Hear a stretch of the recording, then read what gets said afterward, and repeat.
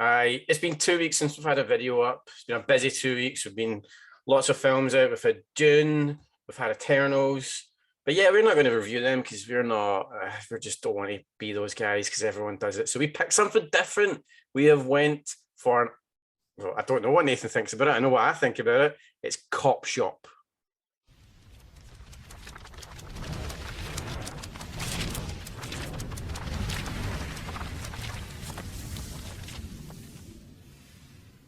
So, Copshop. I have absolutely no idea what Nathan thought about this. So, yeah, Copshop is Frank Grillo and Gerard Butler, who basically get locked up in a cop shop and just shit breaks loose. So, hi Nathan, how are you? I'm good, man. I'm good. So, right, what did you think? You go first. Fucking amazing. I knew this. We've got such a similar taste, man. Come on. No, and honestly, I wasn't expecting that much from it. I mean, I love Frank Grillo. I like Gerard Butler when he doesn't try and act too much. If that makes sense. And I can't remember the actor's name. You know, the crazy one that came in. Toby Russ. I can't remember his name. Yeah. Anyway, him. Here. Toby Huss. Very close. He's always good in the stuff he does. So I was quite looking forward to it before when I saw a trailer for it, and I thought, it's got a feeling of the sort of taking of Pelham 1, 2, 3, not the remake, the original one. Yeah, the one. 70s, 80s one, whatever it was when it came out. A little bit of that. What was it called? The Ben Wheatley one. Don't talk about him. No, but this is a good one in the warehouse with the. Oh yeah. Sorry, the shooting one. Yeah. You've got Shalpo thingy in it. Brie Larson, Yeah. Army. I can remember everything apart from the bloody name of the film. I want to call it Warehouse, but it's not called that. I'll pop it up on the screen. I got that sort of vibe from it, and it's just a really clever film, I thought. Sort of psych in nature. It started at the start and the end were the same, which I quite like when things do that. That was for me. I was going to talk about that at the end. It was a bit about the style, but we'll get in a little bit more of what they did at the start and the end of the film and the general way they put it together. I sort of watched it, and after I watched it, I thought, because everyone talks about who the big sort of action stars are now and whatnot. I think Frank Grillo is slowly. I've always liked him. I loved him in Warrior. I liked him in the Avengers ones he was in. I forget the name of the character he was. Crossbones. Yeah. I mean, we obviously reviewed Boss Level, which is phenomenal in that. Sorry, I was just going to interrupt there. If you have not seen Boss Level, I cannot recommend it any higher. Find it. I think it's on Amazon Prime just now. Yeah. I'll drop a wee link in the bottom of the video. Please go and see it. It is possibly one of the best films of last year. Out of all of the big blockbusters, it's incredible. It's a bit cheaper than the other ones to a certain degree, but it's what a film. Yeah, but Frank Grillo, I think he's sort of a wee bit like Jason Statham did a few sort of B-level ones and sort of worked his way up. And obviously you got Keanu Reeves and Liam Neeson in that sort of thing now. But I think Frank Grillo, he's even the bad films that he's in, he's pretty good in. Like that Cosmic Sin he was in, which was terrible, but he was pretty good. There's another one he was in recently, I forgot the name of it, which he was good in it, but this wasn't a great film. And I think because he's believable as a badass. Yeah. The good size, good build. He's got quite a cool voice and stuff like that. And and Gerard Butler was amazing in this as well. I thought he it's one of the best performances I've seen from him for a long, long time. Yeah. It reminded me of the character he was in the movie. He was in with 50 Cent. Yeah, A Righteous Kill. No, that's the wrong one. No. I'll have it right in front of me. I'll take it. I just may as well do it since we're here. I don't want to be too rude and have to edit all this out, but it reminds me of that film. It was 50 Cent. It was only a couple of years ago, and they're making a sequel, I believe, to it as well. I know the one you mean. Oh my god, I can't remember the name. I know that. It's Den of Thieves. Yeah, Den of Thieves. Yep. Yeah, it reminded very much of that character. He had that kind of badass kind of cop vibe thing. Obviously, he's not in this. I think we're seeing as well a few like good heist films coming. This is more of sort of a heist-ish sort of film. Yeah. You also had Wrath of Man recently, which is a great heist film as well. Yeah. Maybe heist films are making a comeback, which I'm all for because I love that. I love those sort of movies. Yeah. I mean, if we're going to go back, if we're kind of analysing a bit about the actors, let's go back and look at, obviously, Frank Grillo. I mean, you love him. I love him. I think he's absolutely fantastic. But in this, movie. I think he actually really excelled for me. Because spoiler alert, because we're going to move into a little bit of the ending. So if you've not watched it, come back to this point of the video, and we'll talk about it again. But the change in him when you realize he's actually the bad guy. You know what I mean? It's like once you realize he's kind of the bad guy in it, like it's in the situation. He's not a bad guy. He was always the same guy. He was just manipulating. They're all bad guys in this. I know they're all. Every one of them are pretty dicks, apart from Alexis Louder. She's the only one that I think is the main girl. Yeah, she's just a cop in it. But the way it was, his mannerisms and behavior and change of face and just every move. The hair. It was the hair bun thing. But it made, I don't know who did it, if it was him, it was part of his acting, or it was part of a director's skill, but to have in the hair bun made him softer, more sensitive, and he behaved a little bit more nicer. The minute the hair came down his face, kind of had this harsh kind of look about it. It was so spectacularly acted. The shots as well they did from sort of him from behind reminded me of El Mariachi and Desperado, the Robert Rodriguez. The way he's flicked his head round and his hair would go. Yeah, it had that. I mean, this whole film almost had a certain kind of vibe of that. I'll get into that. What reminds me of as well. But for me, this excelled Grillo's performance. Just that switch once you kind of realised that everything was turning 25 minutes before the end of the film, and you realised like who the players were, and he just kind of turned and you realised he was a bad bitch in it. Like it was good. Yeah, no, it's good. I mean, I think the whole way through it, you're sort of thinking, right? No, he's the bad guy. No, he's the bad guy. No, he's the bad guy. He's definitely the bad guy, and it's like, well, no, they're all probably bad guys, aren't they? Yeah, do they? I mean, every one of them. Everybody did something, even from the bloody police officer, the corrupt police officer. For it, I mean, you kind of felt sorry for him. Then you realised as he's popping people off, you're like, oh, dude, I felt sorry for you at the start, but now you're just a dick. Yeah, but I think the thing I thought after I watched this film was, if you hadn't, I mean, I didn't look at who the director was. I meant to look at it, I forgot. But you wouldn't be surprised if it said, produced or written or directed by Tarantino, would you? This is so you keep stealing the layout of my format of what I want to talk about. You.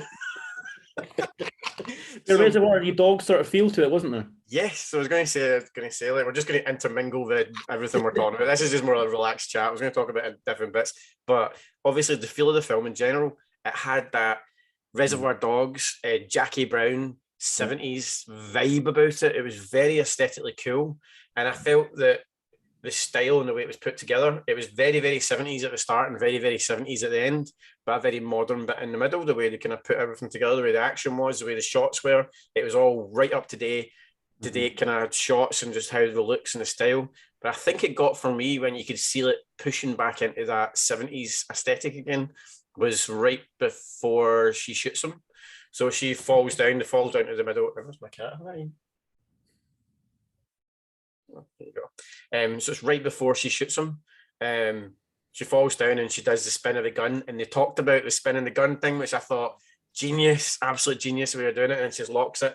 She doesn't even try, doesn't even check. She's got one shot at this guy and then pulls it up and then goes for the shot. I was like, this is brilliant. And the whole way that was shot, I knew we were going to push into that kind of the 70s kind of cool vibe again. It did gradually turn into that kind of just the look and aesthetic of it. I think there's the way the ending ended, you're sort of thinking there's going to be a sequel in there. Oh, please. Do you know what? I really enjoyed this. And the sequel could be an awesome chase movie, couldn't it? Yeah. You're going to have to fuck off, big man. No. He's all right. Maybe he's got an opinion as well. No, I think he's probably a Gerard Butler fan. He's actually fucking raging. I'm doing this. Look at his face. Anyhow. Yeah, Butler's an interesting one. He was a sort of less jovial character than he normally is, What one was that? Gerard Butler's character. Yeah. I mean, at the start when he pummels that guy in the cell, it was fairly brutal. Yeah, I thought that was he's banging his face off of the yeah, it was pretty bad. He obviously rips his whole neck. He does his neck in. Yeah. But then I think for me, that set in stone the type of person he was, which was very a cold-blooded assassin. That's what he was. And the best of the best at doing his job. He's there to get something. He'll get it. Yeah. And I think that cemented the whole kind of concept of obviously the minute, because he wakes up at that point just before that, or wakes up and stands up. So you kind of get, it's cemented the fear of the character, I think. So you knew that he wasn't going to be remotely good. You knew that he was going to be that nasty character, which again plays into how well the actual script was and how well they turned each character. They made you look at him as being the bad guy, and they made you look at Teddy, Frank Grillo's character, as being the good guy at that point. So you didn't know which way it was going, which I thought was genius. And also, I thought with Gerard Butler as well, they didn't make him do that side mouth American accent. Yeah, he actually seemed to nail it this time. I'm quite He surprised. he does that funny little thing like this, doesn't he? It's like Stallone.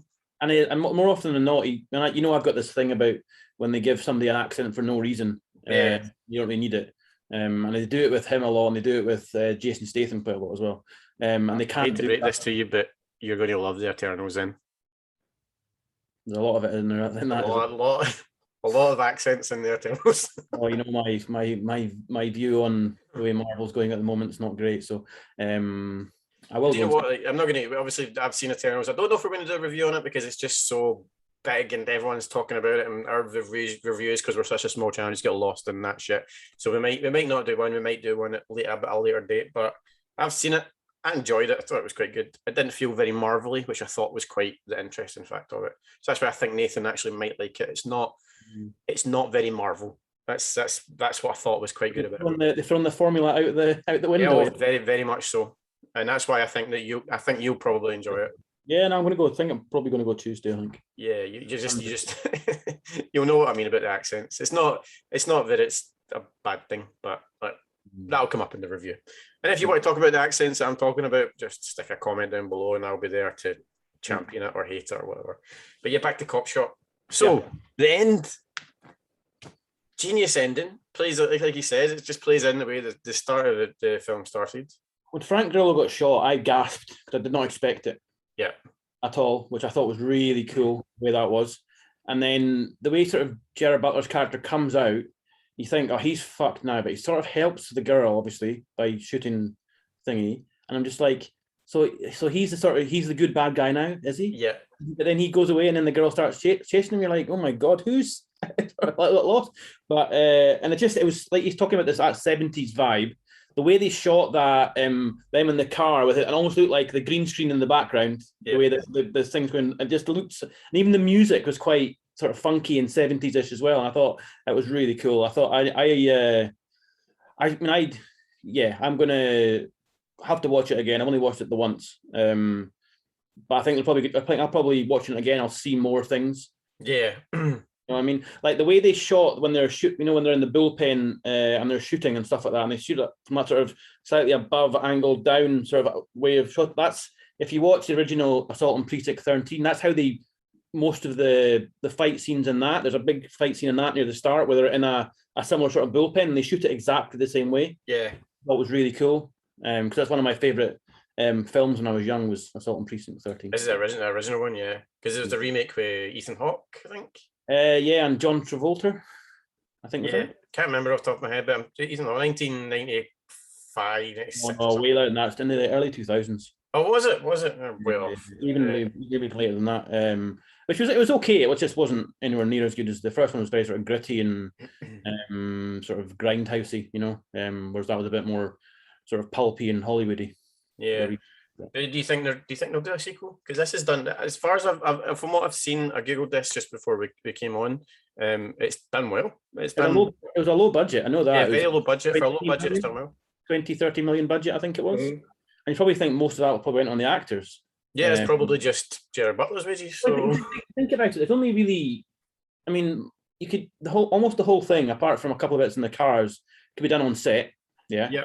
There's only 3 rooms that they used through the whole thing. There's some. You can also tell when they went outside. Outside it's a lot. They've not filmed on location.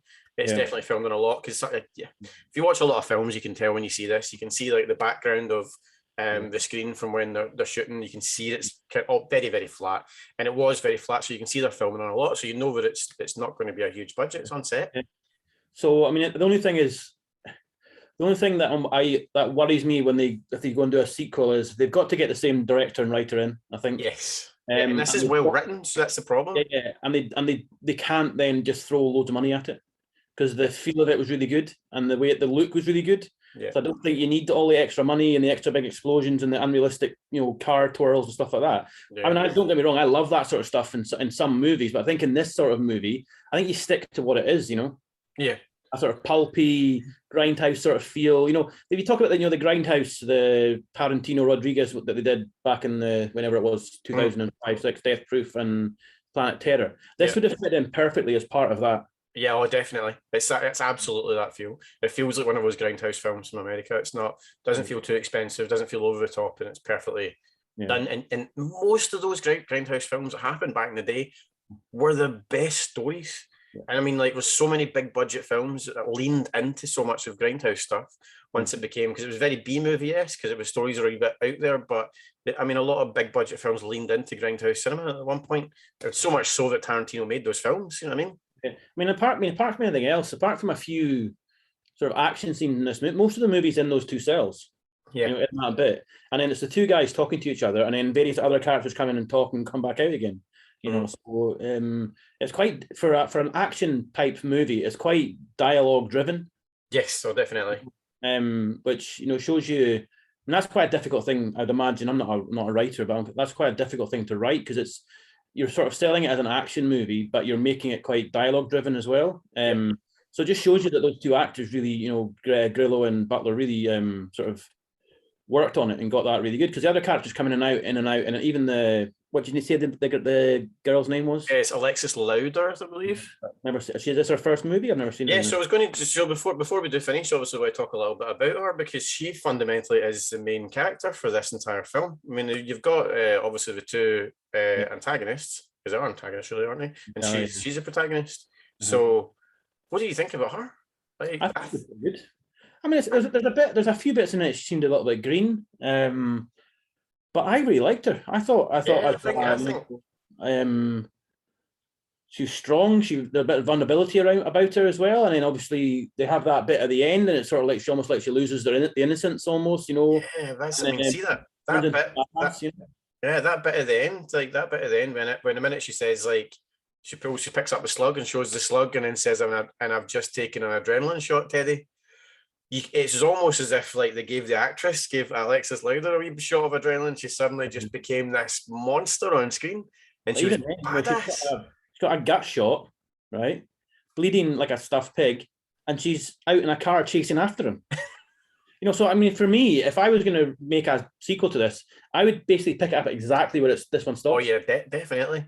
No. 3 months later or any of that, or he's hiding out in Mexico and she finds him nonsense. Just straight after. Yeah. Straight out of the next place where we end up like a supermarket. I call it supermarket. So don't call it Copshop 2. Just call it whatever the next one is set in. Motel 6 or something. It would be so good, because I must have said, it was for me, that's what I was saying, was we've done this whole review and we kind of lost her when we were talking about it, but she fundamentally stood out so much for being pretty new. Has she done anything else? So she'd done Tomorrow War. She was in Tomorrow War. Was she? I only watched a bit of that. It was terrible. But it was okay. I thought it was good. And she was in Black Panther. Apparently, that's her two kind of big. Oh no, I did read that. Is she one of the guards? Is she? She must be one of the guards. Yeah. I don't remember that. I don't feel as if I know her too much anyway. So no, I remember reading that she was in Black Panther, and I just only character I could think she might have been would have been one of the guards. Yeah, she does seem to have quite a lot of credits coming up just now, so which is great, because I think I thought she was really good. Who is the writer and director of this? The writer and director. Hold on. Is it are they new as well, or? I didn't actually get her name at all. Her name in this was Valerie Young. Didn't even pick up on that. I don't even think, did they mention her name? Valerie, I remember her being called Valerie. Yeah. Oh, do you know what? This is the thing, is sometimes when me and Nathan pick films to watch, right? We pick films that we just see that look good, and these two just happen to be on our radar. But it's Joe Carnahan is the director. It's he did he was a producer of Boss Level. He did the A-Team. He did Narc. He did Smoking Aces. Smoking Aces is one of my favourite. It's tremendous. It's the same style again, isn't it? It's the same style. That must be his style of. Yeah, and he's worked an absolute ton with Frank Grillo, an absolute ton. And then the writer, screenplay, we've got Carnahan again, and a guy called Kurt McLeod. I don't know. I heard him. I didn't realize it was him. That makes sense. Yeah, doesn't it? Like, it's so, and that's the thing is, like, we don't pick films when we do these reviews. We literally, because of directors or actors, we just see something looks good and we'll do a review on it.